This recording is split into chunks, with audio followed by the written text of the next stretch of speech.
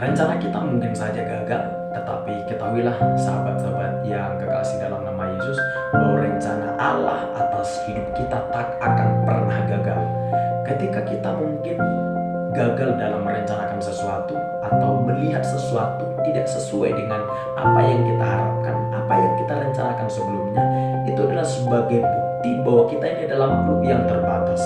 Tetapi Dia yang adalah pribadi yang tidak terbatas, tidak mungkin ada setitik pun kegagalan di dalam rencananya dan maksudnya dan segala sesuatu yang mau Ia nyatakan dalam kehidupan kita.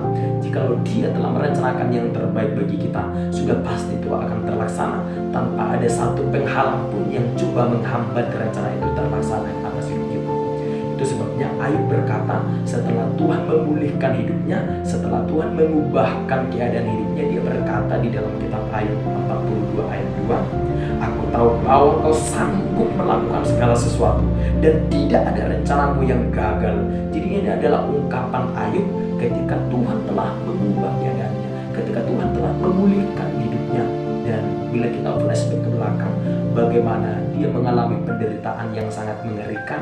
Dia harus kehilangan semua anak-anaknya dalam seketika, dia harus kehilangan seluruh hartanya dalam seketika, dan bahkan istrinya yang menjadi pendamping, yang harusnya menjadi penopang bagi dia dikala dia susah, justru ikut menyudutkan dia atas ketekunannya pada Tuhan. Sementara mereka harus mengalami penderitaan yang begitu menyakitkan.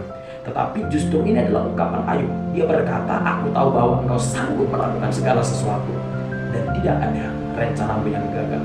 Ketahuilah sahabat-sahabat yang kekasih dalam nama Tuhan, bila hari ini mungkin kita berpikir bahwa apa yang kita rencanakan gagal, apa yang kita harapkan belum selaras dengan apa yang kita doakan dan kita pikirkan sebelumnya, ketahuilah mungkin saja Tuhan sedang membuat satu skenario agar rencananya yang menggantikan rencana kita, agar rencana dan maksudnya yang terlaksana di balik apa yang kita rencanakan sebelumnya.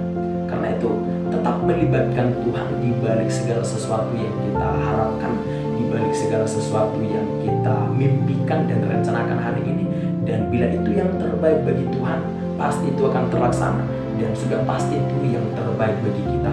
Dan biarlah renungan singkat ini boleh memberkati kita dan boleh memberikan satu pengertian bagi kita bahwa ketika kita tetap berharap dan selalu melibatkan Tuhan di dalam setiap langkah kita, maka terkadang memang apa yang kita rencanakan itu gagal dan rencana Tuhan yang menggantikan rencana kita sebelumnya. Dan ketika kita telah masuk dalam rencana Tuhan, pasti kita akan bahagia dan boleh menikmatinya dengan rasa syukur di dalam Tuhan. Kiranya renungan singkat ini boleh memberkati kita untuk kita boleh melihat rencana Allah akan terlaksana bagi diri kita hari ini dan masa depan kita. Tuhan Yesus memberkati.